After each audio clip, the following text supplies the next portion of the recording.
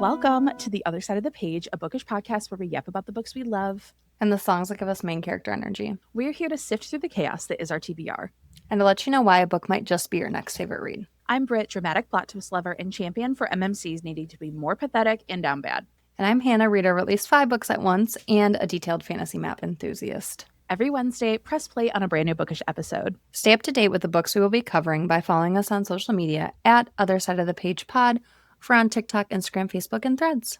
FYI, guys, our Facebook might be down. Someone reported us for impersonation of who? We have 128 followers on Facebook. We appealed it. They said, no, you're still impersonating someone. And we said, how can we? We're not big enough for that.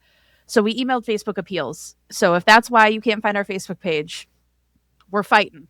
Okay. Yep. And anyway, in the meantime, though, don't forget to follow, rate, and review the podcast, a shining 5 stars on your preferred platform because it helps us so much with visibility. Yes. This week we are spreading the holiday cheer with Good Spirits by B.K. Borison. Yes, we'll be talking about our song choices alongside of the plot and chatting about our favorite moments. So grab an iced coffee or iced chai and let's turn the page together. Dear reader, here's the synopsis of Good Spirits. I'm going to read it right from the dust jacket here. Beautiful. He's the ghost of Christmas past. She's not exactly Scrooge. Ghost of Christmas past, Nolan Callahan intends to spend this holiday haunting like every other. Get in, get out, return to his otherwise aimless existence as a ghost awaiting the afterlife. When he's faced with Harriet York, the sweetest assignment he's ever had, he suddenly finds himself wishing for a future. Harriet York has no idea why she's being haunted. She's a good person, or at least she tries to be. A people pleaser to her core, she always does what's expected of her.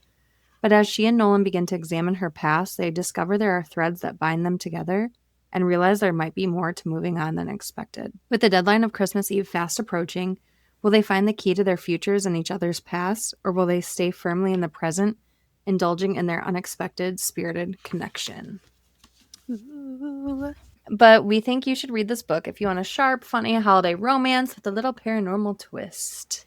Yes, and you might want to avoid this book if any of the following are potentially triggering for you. Sexual content, death, emotional abuse, grief, toxic relationships, abandonment, body shaming, injury detail, and some swearing. It is an adult book. So, should we talk about our song choices? Of course. I picked a holiday song, and I picked Mistletoe by Justin Bieber. So cute. I did not pick a holiday song, which is not surprising at all.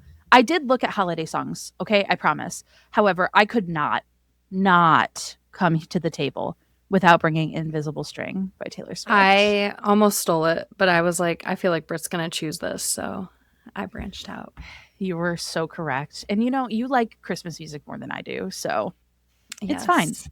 But now we are moving into our pages turned and bridges burned section. So we are going to be discussing this beautiful book cover to cover in detail, which means spoilers are ahead. So if you have not read this book yet, which honestly, this is a really, really cute holiday romance read. If you're interested, go ahead and pause the podcast, read the book, come back when you have. If you've read the book or you're just here for the vibes, let's get going. Welcome. All right. So my theme lyric from my song is, I should be playing in the winter snow, but I'm going to be under the mistletoe. And I just love the scene where there's like mistletoe everywhere. Me too. Them. So it did draw me to this song. And I did want to pick a holiday song too. But the lyric is really like saying that they should be doing other things, but they're just in love and enjoying the short time they have together, under the mistletoe. I love that. Literally and figuratively. Both together. I brought the theme lyric. Something wrapped all of my past mistakes in barbed wire, chains around my demons, wool to brave the seasons, one single thread of gold tied me to you. And as Nolan takes Harriet through her memories, searching for, because his whole thing is to have them confront these horrible things that they've done. And so they're searching for the reason that she's a bad person, needs to confront her past. But all of a sudden they realize that Harriet's not the problem. And he really starts to soften her edges to all of these sharp bristled memories. And so I just loved the idea of something wrapped all of my past mistakes in barbed wire. I don't know. He took all the bad things that she's done and shows her that they are her demons, not her, the people that cause those memories. And I Mm-hmm. also loved the gold thread because all of like the strings of magic and like the golden magic. I just like, thank you for giving me the song because Yes. otherwise we would have ended up with the same song Yeah. choice. And I finished this book just like a hair before Brit. So that's Yeah. why I like the song. I was like, oh, this is a good one, but I'm going to let her come to it when she's done. Mhm. But let's talk about our main characters. So we have Yes. Miss Harriet, who is Mm. chipper, joy, and full of holiday cheer, has candy in her pockets. Yeah. And I think she'd be proud I'm eating mini marshmallows right now.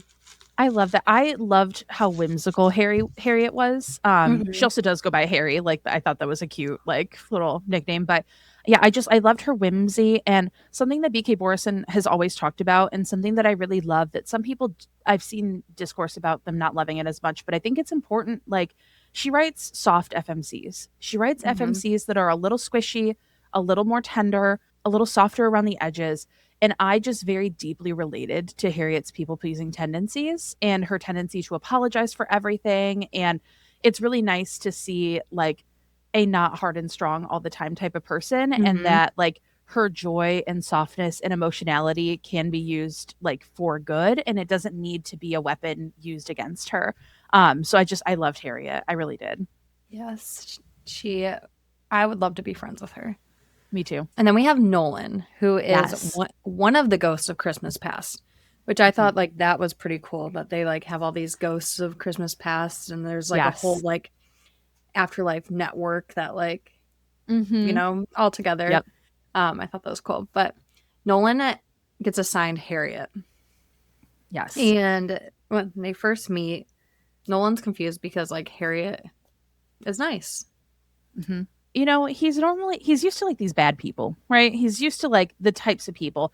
I don't think like these ghosts are confronting like the worst of the worst, but I think they're No. confronting people that are generally like inconsiderate of others and a little more selfish, but it's very clear that Harriet doesn't seem like a bad person. And then they have what have been teetering between a couple of books of like meet cutes versus meet disasters. I would venture to say this like toes the line between the two. It's like mild meet disaster versus like Yeah. meets meet cute. I But feel like from like basically, Nolan's side, it's like a meat disaster because he's like, who is this lady? yeah, like what's going on? And like he just like he's a ghost. So bah, just Yeah. appears. And to me, like again, I love Harriet. She's so soft. She severely underreacted to the ghostly man in in her antique store. Yes. Severely underreacted. To be fair though, if I did see someone who looked like him with an accent, I might have also underreacted. Right. And Harriet works at her late aunt's antique shop. Yes. After leaving like her family's dream of like working in law and everything. But Mhm. then we have Nolan who's convinced something is wrong. Like something's wrong with his assignment because he should have somebody that needs to find retribution. And he's assured, like, nope, it doesn't make mistakes. Like, your assignment is your assignment. Yep. He's like, all And right, fine. I guess we'll uncover these like ghastly fucking like mistakes she's made over time. But the kind of premise of the book is that he starts to take her back through past memories, and they start early childhood and kind of work their way through these kind of core pieces of who Harriet is. And obviously with his past clients, he's used to like seeing some shit. Instead, we see Harriet being emotionally neglected and abused by her mother, Mhm. kind of stilted and ignored by her father, and being consistently compared to her sister, Samantha. And we also see her bonding with her now late aunt. There's definitely some animosity that we start to see grow between her relationship with her aunt and her mom's like relationship with her, with Harriet. And Nolan is very confused. This is dual POV, and I really enjoyed that because Mm-hmm. sometimes we got the memories from Harriet's perspective and sometimes we got them from Nolan's perspective. And he was just really confused because he just saw a little girl like trying to play with like a little train set, and she wasn't doing anything wrong. And I liked watching like that grappling kind of Mm-hmm. internal moment where he's like, no, for like something has to be wrong. Surely something Yeah. is incorrect. But it wasn't. It was for a very different reason. Yes. And then they actually visit Nolan's past, Yeah, which has they sure do. never happened before. So he's like, this is weird. this is Mhm. weird. And like, why is Yep. Harriet going with him? Like, Yeah. very, very weird. And so Harriet's like, maybe we're supposed to find your unfinished business. Hmm. And he's like, I don't know. And I think it's funny, like one of the times that they travel back into like Harriet's memory, she like tries to bring back a jar of jam. Yes. And he's like telling her no as they're like, magically wisping away. And it And then it explodes. explodes. Yeah. But it's like one of these moments that like Nolan can like start to like taste things. And Hmm. like as they go, like he's becoming more like solid, more like aware, Yeah. which The I way think that I is kind wanted of to cool. say like sentient, but he is a sentient being. Yeah. But like corporeal, is that no, the opposite of corporeal? I don't remember. It's Oh, he's that's why I human just now. said solid. He's starting to become a person again, essentially, Yep. is here. Now they find a like a compass in the antique shop and it points to Harriet, which is really cute. Now, I will say though, Nolan finds this object and then like hides it. He's like, "Ooh, no, I don't want to leave.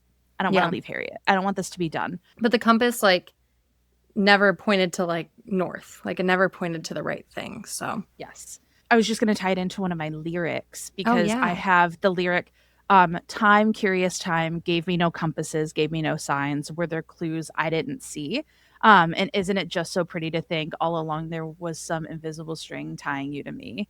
And I was like, is that not the most? I almost picked this as my theme lyric, but I think that the other one about him softening her edges just fit a little bit Overall. better. Yeah. But I loved not only that this line had the compass in it, but like it's talking about their like rare soul tie. And again, we said spoilers, but while Nolan is waiting, like in the afterlife waiting room, like, and he has to have it explained to him because he's just super dense. And I was teeheeing, I was giggling about this, that the compass is for Harriet and she is his reason. And like over time, like he felt like he had no signs, no reason. He was just wandering aimlessly through the afterlife. And then he all of a sudden finds a literal compass that points to his literal soulmate. And I just loved the lyric tie in there. It was just this book just gave me the warm and fuzzies. And like the more I sit on it, the more I just like adored how like soft and sweet it was. Yeah, I agree. One of the memories though that they visit back for like Harriet is a family dinner and it's like Harriet's old like asshole old boyfriend and just her Mhm. terrible family as she like says that she doesn't want to practice law and that like she's, been connecting with their aunt and everything and it just what a shitty family. Like I just can't.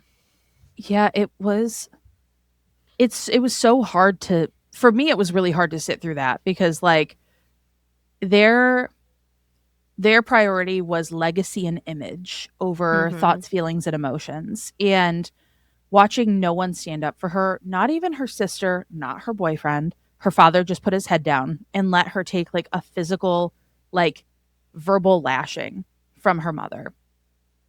And it was the first time that we see her start to stand up for herself and start to Mhm. take those steps to like really move forward with the things and the passions that she had because I'm sure we've all been there. Like, you think that you want something and you think that it's what's best for you. And all of a sudden, like, you're doing it and you go, oh, no, this Mhm. is very wrong. And for her to have someone like pigeonhole her into this and then make her feel guilty for wanting to explore something that brings her joy and happiness, like, her family just point blank fucking sucked. Like, they were Yeah. just a tragedy. Yes. And I'm going to tie in my lyric before we go into this next Yeah. kind of story, but Yeah. um there's like a gala that her family has every year and like Harriet's mom wants her to wear navy, but she wore purple to the gala. And so there's like a lyric in my song that's like, I should be chilling with my folks, I know, but I'm gonna be under the mistletoe. And to me, Hmm. that's like her being like, I should, quote unquote, like be with my family and participate in this, but like, nah, I'm going to be my own person and I'm going to be in love and do what I want to do. And, showing up in a different color. And it just shows her strengthening as like a person too. Yeah. And I also like the gala was a really big scene because I felt like we were building to that for a while. And Mm-hmm. even like back to the theme lyric, like chains around my demons, wool to brave the seasons. The fact that Nolan was there and stood up for her, but was really the grounding force in allowing Harriet to stand up for herself, like helped her Mm-hmm. be brave in confronting her sister and confronting her mom and saying, no, I won't have a family picture with you. No, and something too, like her mom made her like tie back and straighten her curly hair and Mm-hmm. made her like smooth all of the like wily, unruly parts of her, the whimsical pieces of her, to fit this like molded image of a family when her mother, first of all, had not even spoken to her. And when they spoke, it was very volatile. Mm-hmm. Um, and I just like finally watching her go through the process of like saying what she needed to was such a big like weight off of my shoulders as I was reading. Mm-hmm. So I was like, finally, like she's standing her ground. And I think what was even harder about that too was that like we know that her family is in the wrong, but she still feels like she's made to be wrong for the things that she's saying, thinking, and doing. Yeah, I loved Nolan's pieces like in the way that he complimented Harriet. Mm-hmm. And so in this third act breakup, that's not really like a breakup, but Mm-hmm. they like have to say goodbye because Nolan's about to cross over. Like Yeah, it's time for him to go. And like it was just like sad because I was like, oh, they just had like the short time together. And I know. um but one of my lyrics, so this one is just like my interpretation. So if nobody else believes this, it's okay. But and I'm gonna say this and it's not gonna come out very well, but the lyric is with you, shorty, with you. With you under the mistletoe. And I feel like me saying this is like Nolan being from a different time than Harriet. Like, like he's so like out of touch with certain things. Yeah. Um Oh, because this man's been dead for like 100 years. yeah. So So there's a huge age gap here.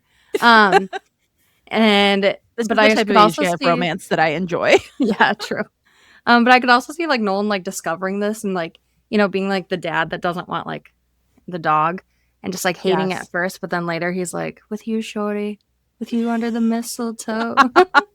And he's like starting to like soften up. But Yeah. and then like you said, so Nolan gets to the afterlife and he's like, Mm-hmm. all right, like let's get on with it. Yeah. And Isabel's like, dude, what? Yeah.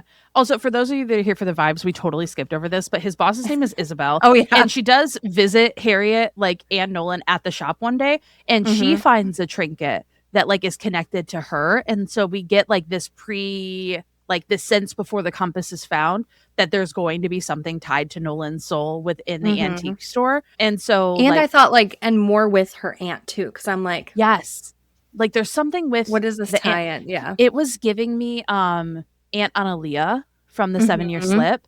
It was Mm-hmm. giving me magical tie into the aunt. I love a magical realism. I love a little paranormal twist. So good. But yeah, so Isabel's his boss, and she is like a very stern, no BS type of person. And so he's sitting in this waiting room with Isabel, and it's just like this plain ass room. And they're there for, he says, what feels like 2 weeks. It probably was because Christmas had gone and passed and all this Mm-hmm. stuff. They're into January, and she just will not tell him why the fuck they're sitting in this room. And then the cat shows up. Yes. He's So like, why is my cat here? Nolan has a cat, but Harriet also has a cat. Mm-hmm. They are the same cat. Different names, same cat. Okay, also, as we're going through this like breakup, we're gonna come back to Nolan, I promise. We're gonna circle back, you guys. But um when the ghost of Christmas past comes to visit someone and they leave, any ghost, anyone from the paranormal afterlife spirit realm, the mortal forgets about the paranormal experience. But Harriet is like, the whole thing as they're leaving is like, please don't let me forget him, please don't let me forget him, please don't let me forget him. And as she goes through the days, she does not forget him. And there's just so many cute little scenes that, like, I could talk about this forever, but like she demands that he like goes outside and rings like the doorbell and like knocks on the door instead of just showing up in her antique store or in her house. And he like shows up on the Ring camera, and because he's so old, he doesn't know like what the Ring camera actually does, and it's just really cute, very sweet. But yeah, the cat, where were we? Harriet's cat and Nolan's cat, same cat. Yep. Because Um, Aunt Matilda wanted Harriet to not be alone, I know. but It was so also sweet. Nolan to be checked on too. And like also too, we got the as this is all happening, Samantha, Harriet's sister, comes and like has a like makeup with her and like reopens the door that was kind of shut permanently on the family. And she um talks about how like once Harriet stepped away from the expectations just got heavier on Samantha. And there's just like a lot of layers to it. But I really liked that we did not reconcile with the mother, but we reconciled with the sister, which is what felt achievable and felt like it needed to happen because like Yeah. a girl needs her sister, and Harriet Says was the only honest with her children. too. I know.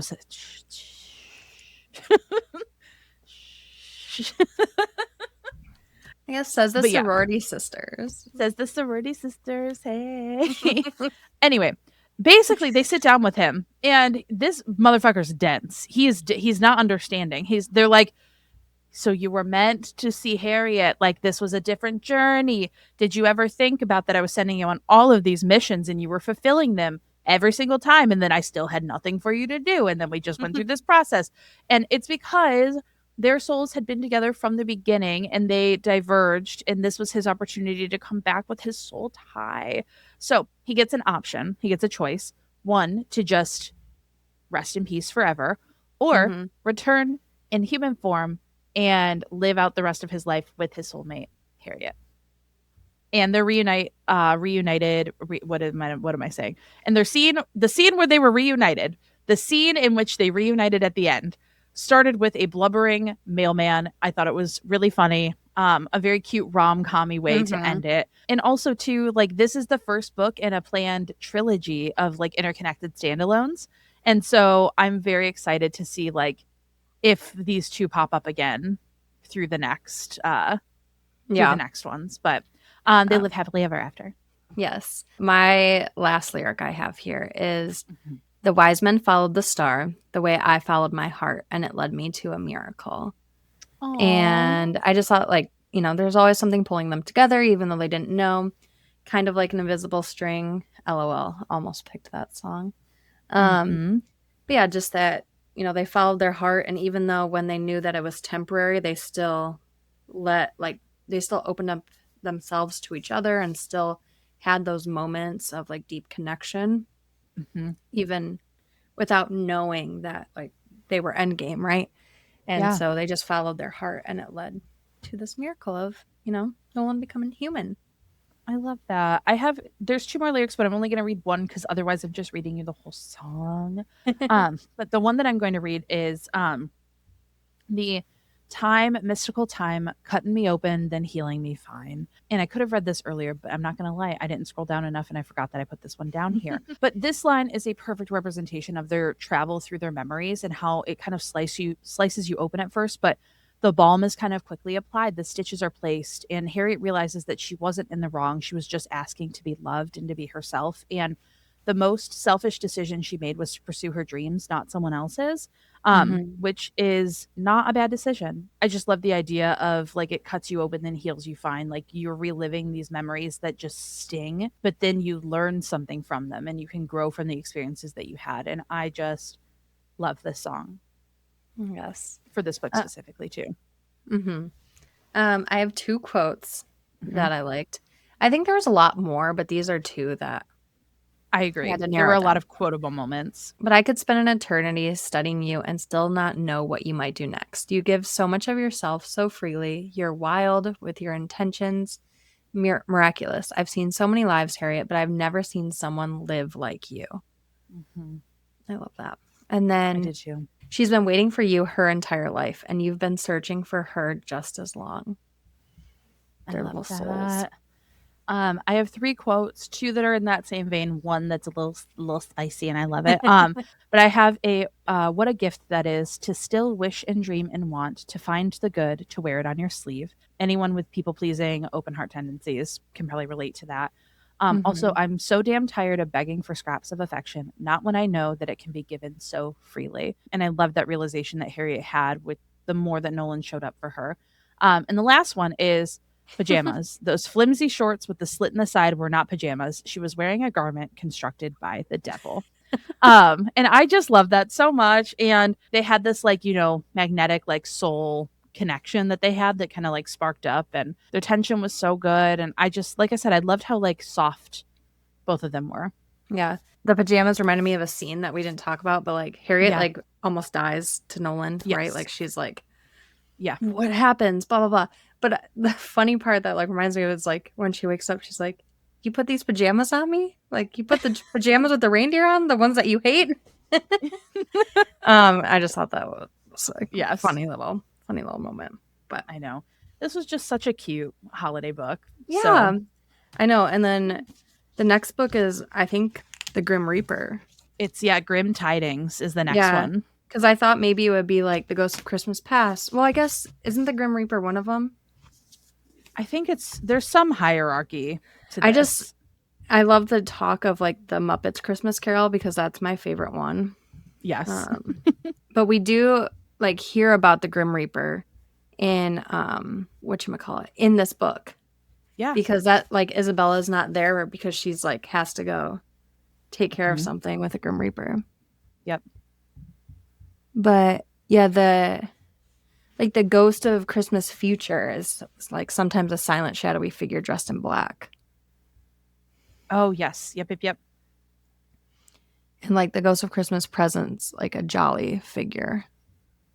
Yeah, and she said, I hope you'll come back for another visit to the Department of Hauntings and Spirits. I heard a rumor there's a Reaper on the loose, is the end of her acknowledgments. Yes, very exciting.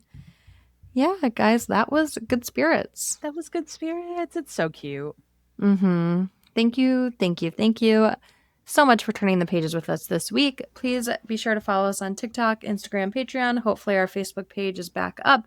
And join our newsletter for next year to keep up everything on the other side of the page. Yes, and please drop a review and a 5-star rating of the podcast on your preferred platform and share it with your bookish besties. Yes, next week we are taking a holiday break, but don't worry your pretty little head, because in 2 weeks we will be counting down our top reads of 2025.